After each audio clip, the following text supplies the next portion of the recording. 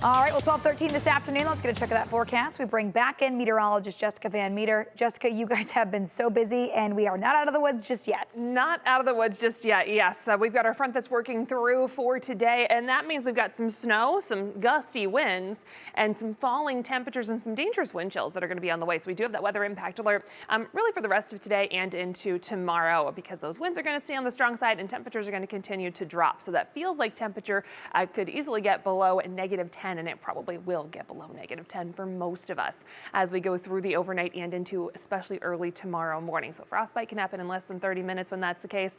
Layer up, dress warmly. It's the time for all of that winter weather gear. Also want to monitor things like your tire pressure, batteries, especially in your cars, pipes, pets, etc. Things that really don't do well with this type of cold.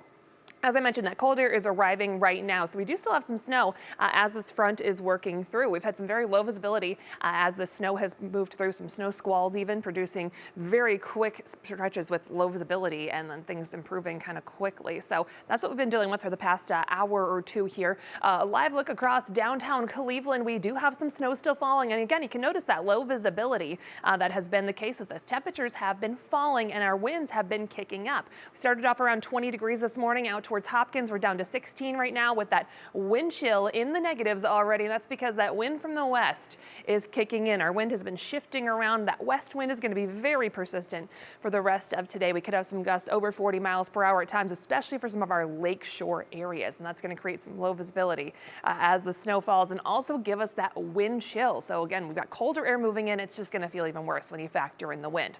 Here's a look at where our snow stands right now. A lot of this is really focused north of 76 for the time being. That's where we've had some heavier bursts of snow from time to time. And that's going to be where we really keep a lot of our focus for the rest of the day too. We'll see a transition to just lake effect for the primary snow belt areas. Right now, I've got some bursts of heavier snow that are really moving into western Trumbull County. Those are going to continue to track off to the east. We've had some good heavy snow falling and still ongoing for many areas of Lake County into northern Geauga County and pushing into Ashtabula County as well. We've got a good snow squall moving through there.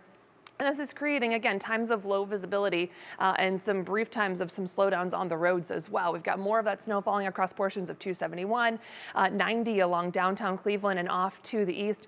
Here's a look at 90 at 271. You can kind of see here there's a car that's kind of off to the side that's flipped around. So crews are there taking care of that car right now. So we've been seeing some of those issues through the afternoon hours. And again, this is all part of our front that's moving through. So temperatures are falling. Wind chills are already into the negatives for many areas. We've got more cold air off to the west, so that west wind is going to be very strong through the day.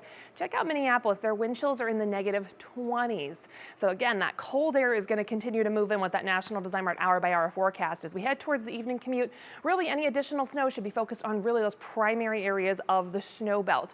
The rest of us should be drier for that evening commute. Temperatures are going to be much colder. We'll be working towards the single digits. Wind chills already well into the negatives by the evening commute.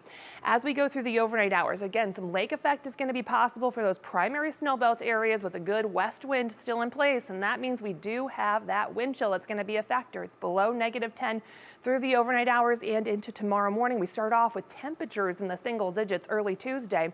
Lake effect could be ongoing, especially close to the lake shore in the morning. We'll see that tapering off through the day.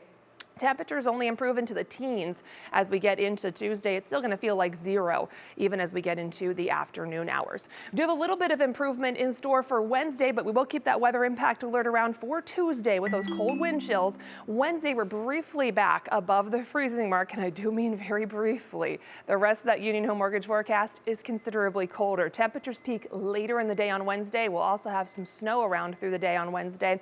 That cold air comes rushing right back in as we go through the rest of the week, even into next week as well. We're looking at temperatures mainly in the teens and 20s, so that chill is definitely here to stick around.